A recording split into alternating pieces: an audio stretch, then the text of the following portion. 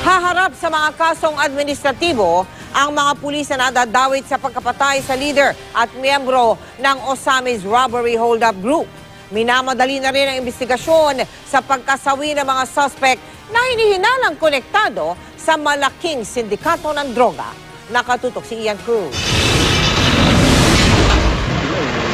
Sinisimula na raw ng PNP ang proseso para sampahan ng kasong administratibo ang mga opisyal at kawani ng Calabarzon Police na sangkot sa pagkamatay ni Ricky Cadavero alias Kambal at Wilfredo Panugalinga alias Kulot sa umano'y ambush at ng kampang-aagaw ng Baril San Pedro Laguna isang linggo na nakakaraan. No firefight in the incident. So parang strong indications that they were killed. We are still gathering more evidences relative to this. Pero ngayon pa lang daw, ramdam na raw nila ang pagkilos ng galamay ng malaking sindikatong nasa likod ng drug operations ni Jackson D na itinakas noon ni Kambal. Si Lee Chanhua daw, nakasama ng mag-asawang Jackson D at Wang Lina sa operasyon ng droga dito sa Pilipinas, anak umano ng opisyal sa kanilang bansa. Si Lee Chanhua, may balita talaga kami na anak daw siya ng isang Chinese general ng mainland China. So, yung information na yan ay bine-verify pa namin. Baka yun nga ang isang dahilan na para ma-discarrel yung operation namin at hindi namin mahanap si Lee Chanhua at yung iba pang kasamahan niya sa sindikato ay mag-inject ng ganyang balita para matigil yung aming operation.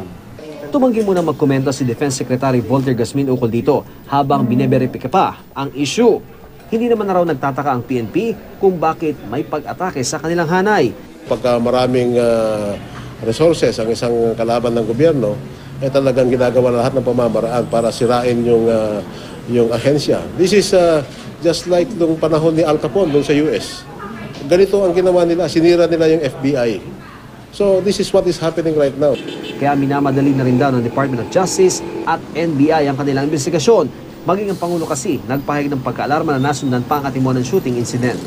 Suspicious circumstances surrounding that incident tend to show na mukhang talagang may sindikato at may mga involved na mga kapulisan sa sindikato na yan. Yung sino ang mga nagproprotekta dyan sa sindikato nila Cadavero na merong motibo para i-silence yun si Cadavero. Ian Cruz, Nakatutok, 24 Oras.